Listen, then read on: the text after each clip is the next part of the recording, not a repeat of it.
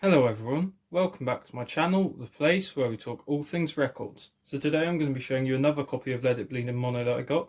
I do also have another boxed copy coming on the way, so I should have a good few Let It Bleed videos lined up, so I hope you enjoy this one and let's get into it. Now I bought this copy mainly because it's in quite a bit better condition and it has a few little sort of points on it that I needed for my collection. So firstly, it's got a nice complete sticker. I will take it out of the plastic just to show you guys. But it's got a sticker and it's got a slightly different label variation, which I didn't have already in my collection. So as you can see here, it's quite lovely and glossy, as is the back. Well, not glossy, but nice and clean. It came with a mono winner, not the original Let It Bleed one, but still a sort of era correct one. And it did come in a nice anti-static sleeve, which I'll carefully get out. And as you can see there's the red mono label with the mono catalogue number. Hopefully that will focus in for you guys. As you can see there, it's got a slightly different text variation. I will get this out of the plastic as well. And there's the side too. Hopefully you can see that okay. It is a 1A 2A matrix, so not the absolute earliest, but still a very nice sounding cut. Like I said, the condition's pretty good because these are quite hard to find in good condition, and when you do, they are pretty expensive. So hopefully that's focusing in.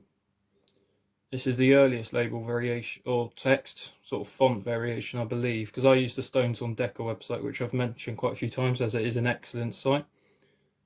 And there's side 2. Hopefully you can see that okay. Now you might be wondering why I sort of buy so many copies, and it's simply if I find them cheap and if it's a variation, and all the ones so far I've bought are variations that I don't have, sort of thing. So I'm getting a nice collection together, and it is just a hard pressing to find, to be honest. So hopefully you can see that. Lovely. It's just such a lovely label as well. And there is sort of debate about the box and unbox, but both are pretty hard to get, but the box especially. You're going to not see too many copies of that. Because as I said, I do only have 2 at the moment, and I've got about, I think, 4 of these unboxed ones in varying conditions. So this was off a very reputable eBay seller. It was really worth the money, this one.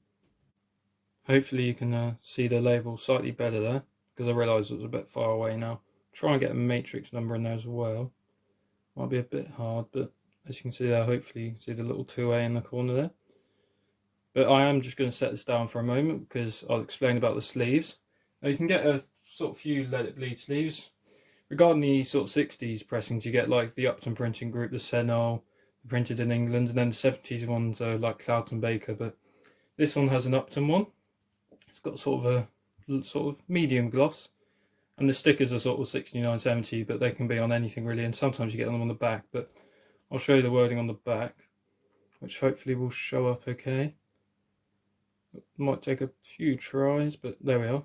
Sorry, it's a bit dark. Hopefully you can see that okay, but that'll be enough of an example to say Upton Printing Group.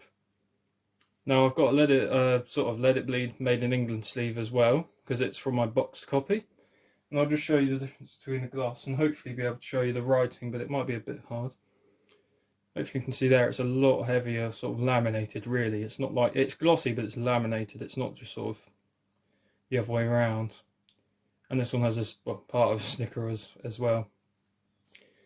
As I said, this was my box one, so I'm not sure if there's a correlation between that and the pressing it comes with, but hopefully it's a bit dark, but hopefully you can see there it says sleeve printed in England.